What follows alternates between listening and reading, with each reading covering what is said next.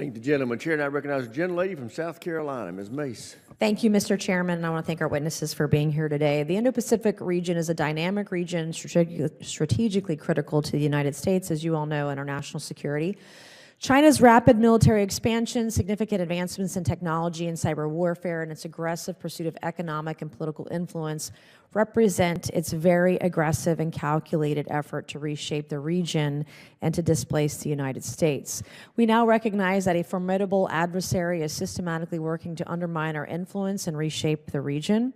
President Trump is committed to ensuring peace through strength, and Congress must act to ensure the department is resourced to meet the challenges we face. Through increased capabilities, robust partnerships will create a network of deterrence that can effectively counterbalance the CCP's malignant goals. And dare I say, we have a president who's the strongest president we've seen in my lifetime, who can stand up to Xi Jinping, stand up to communist China and the threat. What's going on, everyone? In today's video, we're diving into a powerful and pointed exchange on Capitol Hill. Congresswoman Nancy Mace went head-to-head with top U.S. military officials, pressing them on something that could decide the future of global power U.S. shipbuilding capabilities in the face of China's rapid naval expansion. If you care about national defense, the Indo-Pacific, or the balance of global military power, this is one you don't want to miss. The Indo-Pacific is more than just a hotspot. It's the front line of a new era of geopolitical tension. With China racing ahead in military investments, especially naval shipbuilding, the U.S. is being forced to evaluate whether it can keep up. Nancy Mace didn't hold back. She laid it out clearly. The Chinese Navy is growing at an alarming rate, and America needs answers. That they are pursuing against the United States and our allies. The challenges we face in the Indo-Pacific region are not fleeting. We've got to respond with a comprehensive whole-of-government approach. Our strategy must be defined by preparedness, innovation, capability, and also swiftness, decisive action, being nimble, being fast, which is something we need to work on these days, as you all know.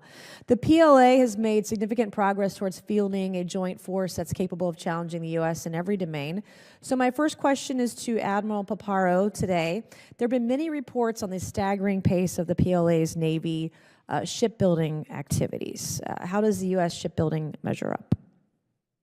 Congresswoman, the PLA is building surface combatants at the rate of 6 per year.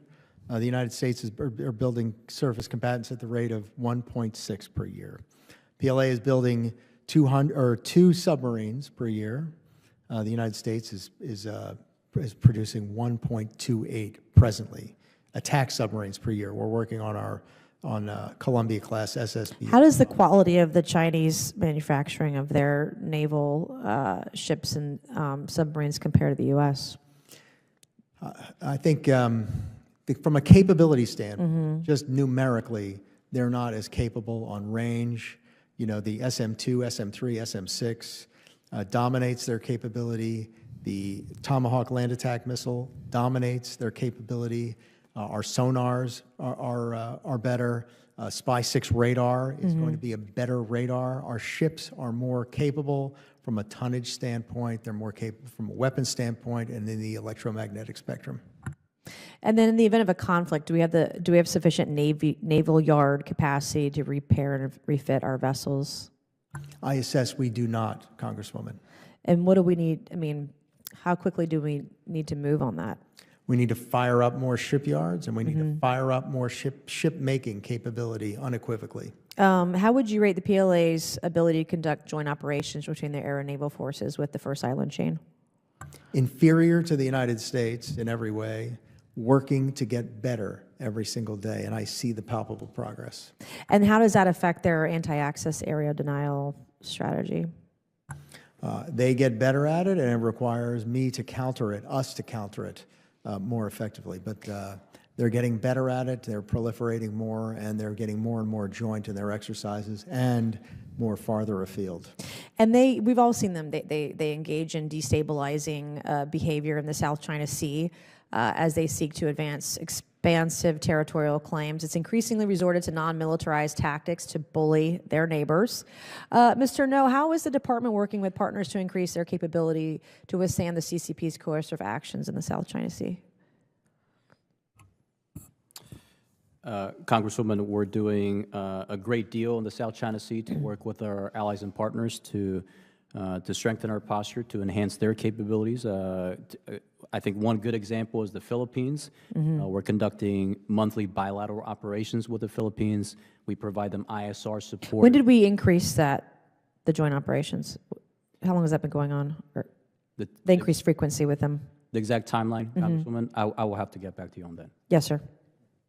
Congresswoman, we've greatly expanded the Bala-Katan series, the Salaknib series, the Archipelagic Defense Continuum series, and we're working towards heel-to-toe exercises with the Philippines at greater numbers and with greater joint and combined capability, and bringing in more partners, Japan, Australia, among others. It seems to have being more effective, particularly the last 2 years, I would argue. But thank you so much, gentlemen, for being here today. Mr. Chairman, I yield back.